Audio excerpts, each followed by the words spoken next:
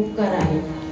हा, उगवल्यापासून मावळल्यापर्यंत आपल्याला एवढा प्रकाश देतात की तुम्ही किती मोठे फोकस लावा तरी सूर्यापुढे ठीकच आहे ते, आहे का नाही? हा, तसं महाराज सांगतात कधी सूर्यदेव आला का तुमच्याकडे बिल मागायला, मीटर चेक करायला? एवढं बिल झालं, तुम्ही एवढे फॅन, एवढे कूलर, एवढे एसी वापरला, एवढं बिल झालं महिन्याचं, महिला मंडळ आला का तुमच्याकडे? आमच्याकडे आलता बाई, तुमच्याकडे आलता का? नाही ना? हा, मग लक्षात घ्या, सूर्यदेवाचे फार मोठे उपकार आहेत. सकाळी उठल्याबरोबर आपण काय करतो?